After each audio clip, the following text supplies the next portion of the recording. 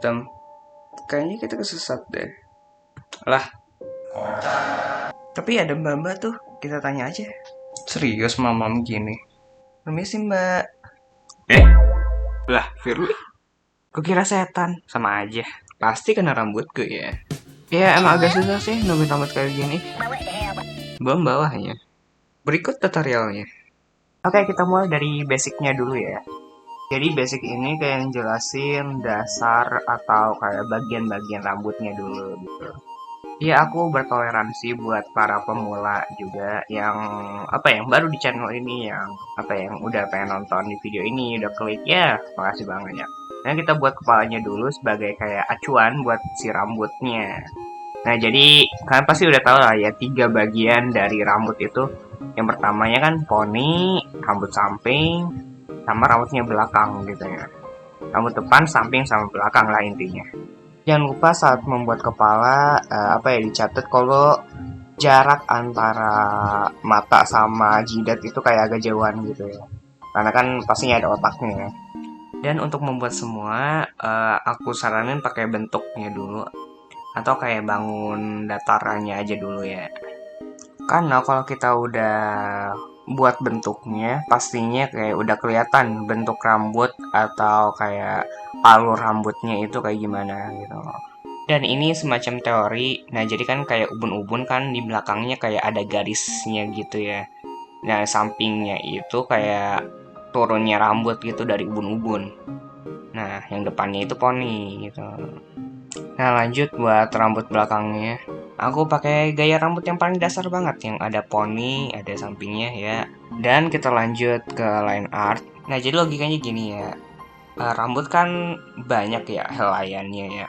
Pastinya setiap helaian itu kayak kepisah-pisah. Kecuali rambut yang basah yang bisa nyatu gitu.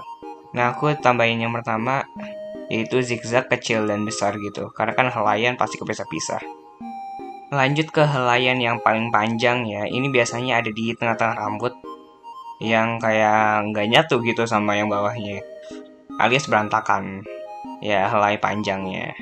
Dan yang ketiga itu kayak helaian pendek-pendeknya itu. Sama, berantakan juga.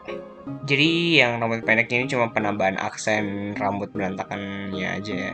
Biasanya itu diakibatin karena rambut yang kepotong gak natural gitu. Nah kalau kalian udah bagian-bagiannya, pasti kalian tuh pas gambar udah tahu gitu bagian-bagiannya mana. Sip, langsung kita gambar.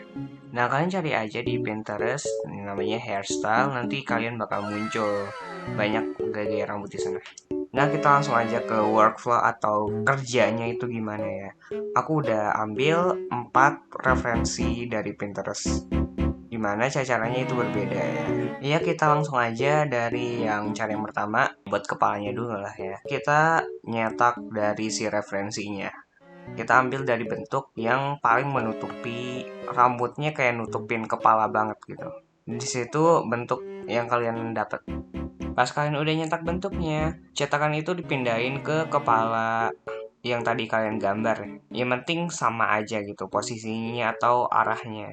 Aku saranin buat kalian kalau pengen buat gambar sesuatu itu pakai referensi ya. Minimal ngikutin referensi. Dan habis sudah kayak dicetak bentuknya, kalian tuh tambahin yang tadi yang ada di dasar-dasar. Karena ini kan langsung bentuk, jadi kita langsung ke penambah-tambahannya aja. Atau kalau kalian punya cara sendiri, nggak apa-apa terapin aja gitu ya. Karena gambar itu masalahnya selera. Dan habis sudah dibentuk ya warnain dan dikasih highlight dikit ya. Nah cara pertama itu ngebentuk dari nyetak. Sebenarnya ya kalau cuma bentuknya doang nyetak sih nggak usah sih. Yang tadi aku kerjain itu cuma alternatif.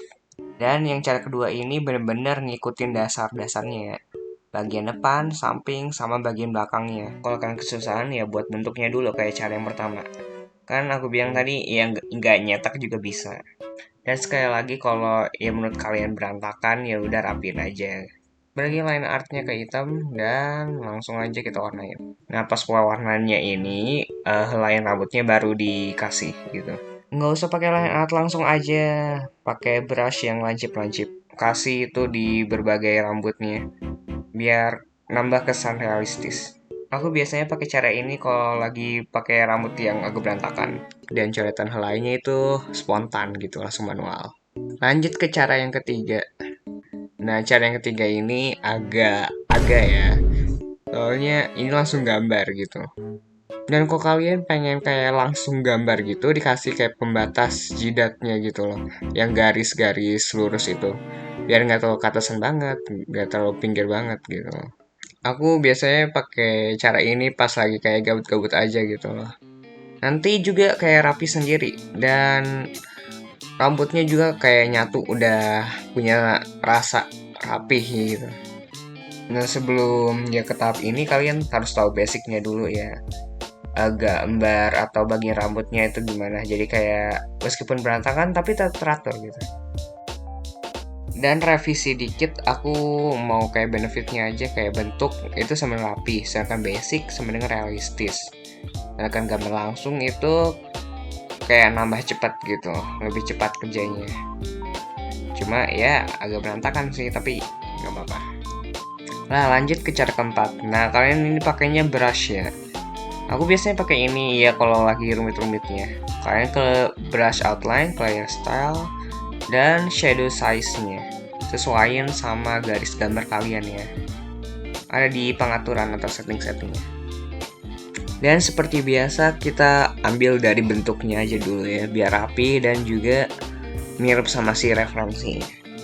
Sama kita nggak ganti-ganti brush, yang si outline-nya itu tetap nyatu sama brush yang udah kita gores, jadi kayak putih langsung ke putihnya gitu kalau ke dalamnya.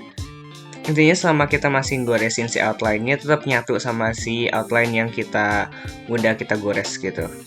Enaknya pakai brush itu garis gambarnya udah ada, cuma kan garis gambarnya itu sama semua, jadi kita harus atur-atur lagi gitu. Udah brushnya yang tadinya rumit sekarang jadi mudah. Dan ya itu workflow atau bisa dibilang cara kerjaku buat nerapin semuanya ya. Astaga, Ibis pelit. Nah, yang pertama nyetak kayak bentuk. Nah, yang kedua ngikutin basicnya tentunya. Tiga kayak observasi atau dari sudut pandang. Dan itu keempat pengaturan kuas. Dan setiap rambut punya caranya masing-masing, jadi jangan terlalu terpaku sama basic, oke? Dan satu lagi, gaya rambut itu bisa mendukung karakteristik dari karakter ya. Yang pertama, kalau rambutnya lurus, itu dia biasanya kenal pintar. Sedangkan ikal, dermawan. Sedangkan yang keriting, dia itu aktif ya. Sedangkan yang kuncir dua itu kayak ceria, ya. Kuncir dua, dewasa. Dan yang enam itu pendek, ya easy going. Atau kayak mudah berinteraksi gitu. Dan itu sikap negatifnya atau kebalikannya kalian bisa screenshot ya. Soalnya cewek-cowok sama aja sih. Ada cowok juga kan, ada yang rambutnya panjang dan ada yang rambut ikal juga. Nah, jadi kesimpulannya adalah rambut itu bagian tubuh yang punya jumlah banyak ya, kayak helaiannya juga.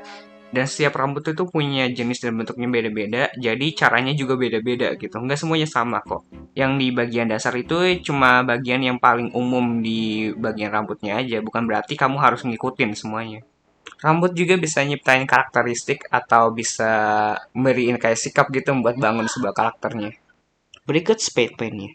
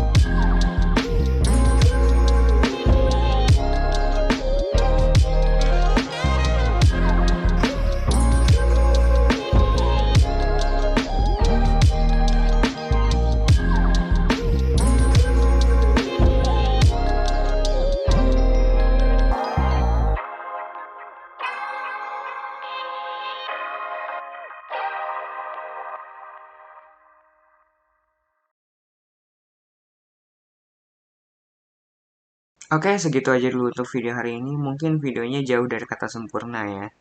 Jadi semoga bermanfaat buat kalian. Oke, semangat gambarnya.